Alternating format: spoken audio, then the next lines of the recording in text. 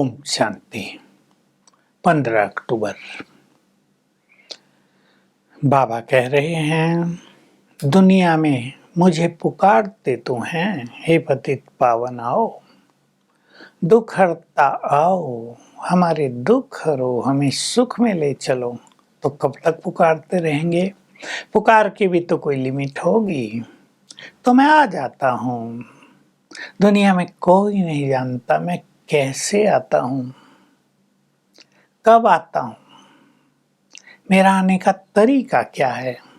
अब तुम्हें सबको ये गुह्य राज बताने हैं कि मैं आकर देवी देवता धर्म की स्थापना कर रहा हूँ। तुम सबको संदेश दो। ये कलयुग अब अंत में आ गया है। महाभारत लड़ाई खड़ी है, इसका विनाश हो जाएगा। स्वयं भगवान देवी स्वराज की स्थापना कर रहे हैं। अब तुम्हें मनुष्य देवता बनना है। वो आकर राजयोग सिखा रहे हैं। वो ज्ञान का सागर हैं, संपूर्ण ज्ञान दे रहे हैं। हमें स्वदर्शन चक्रधारी बना रहे हैं। बच्चे पूछते हैं, बाबा क्या सेवा करें? बाबा कहते हैं, ये संदेश सबको दो। विशेष रूप से देवी देवताओं के जो भक्त हैं वो जल्दी इन बातों को सुनेंगे।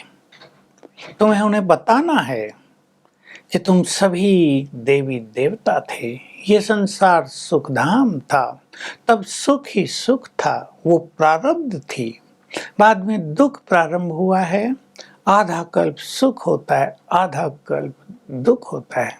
अभी कलयुग के अंत में संगम युग पर स्वयं भगवान फिर से सुखधाम की स्थापना कर रहे हैं। हमें मनुष्य देवता बना रहे हैं, राजाओं का राजा बना रहे हैं, राजाई दे रहे हैं। तो जो देवताओं के भक्त होंगे वो जल्द ही जग जाएंगे।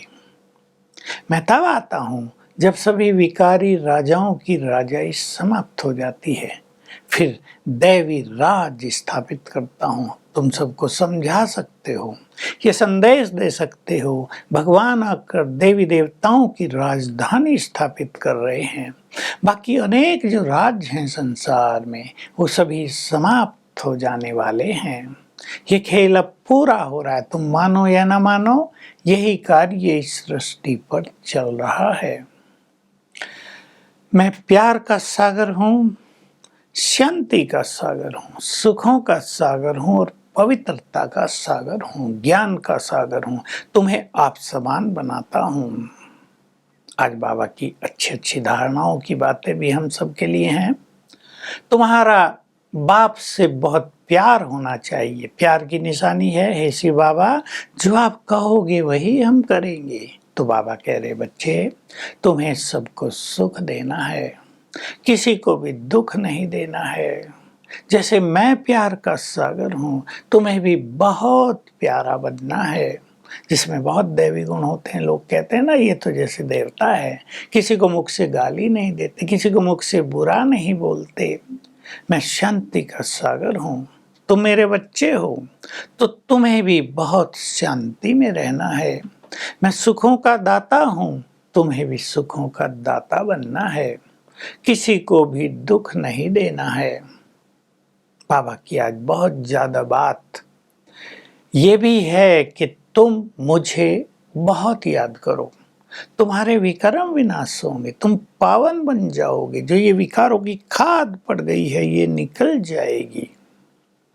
कर्म करते हुए मैं तुम्हारा मासूक हूँ, मोस्ट बिलव्ड बाबा हूँ। तुम मुझे जन्म जन्म बहुत प्यार करते आए, तुम मेरे आशिक हो।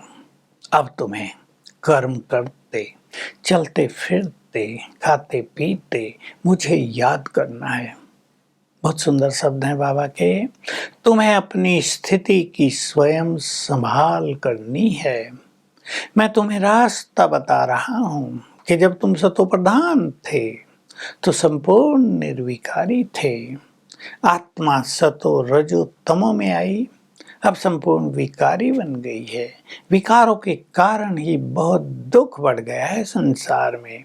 अब इस महाभारत लड़ाई से ये दुख सदा के लिए समाप्त हो जाएगा। तो तुम्हें युक्ति निकालनी है कि हम कैसे चलते फिरते याद में रहें।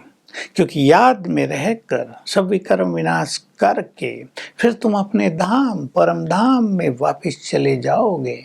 मैं तुम्हें मुक्ति और जीवन मुक्ति देने आया हूँ।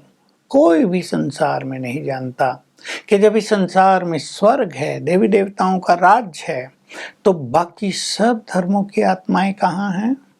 अब तुम्हें मैंने ये ज्ञान दिया है कि सभी धर्मों की आत्माएं स्वीट साइलेंस होम में रहती हैं, परम धाम में रहती हैं, और जब जब उनके धर्म स्थापित होते हैं तब तब वो आत्माएं अपने धाम से इस संसार में आती हैं।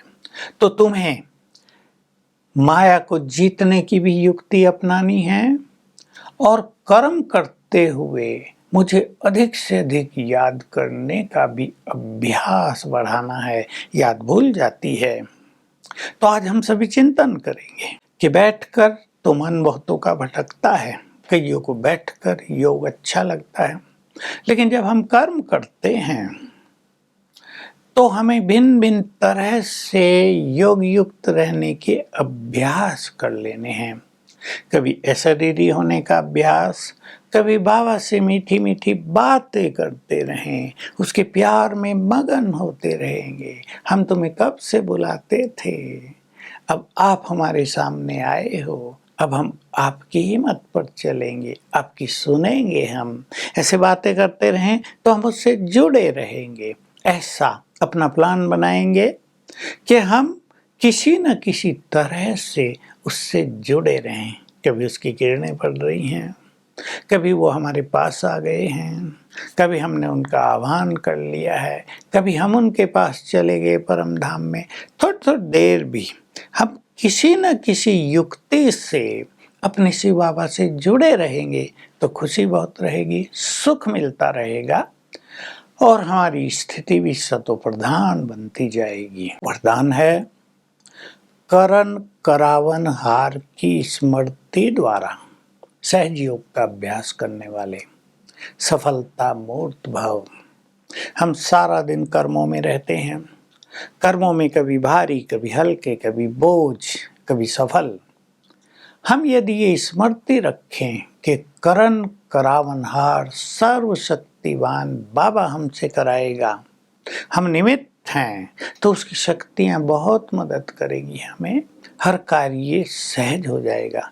तो निमित्त भाव और वो करन करावनहार है, इससे हमारा सहज योग हो जाएगा और ये सहज योग सहज राज करने का अधिकार प्रदान करेगा और हम कदम कदम पर सफल होंगे। स्लोगन है, इच्छाएं परछाई की तरह हैं, पीठ कर दो तो परछाई की तरह इच्छाएं भागी चली आएंगी, यानी पूर्ण होती रहेंगी।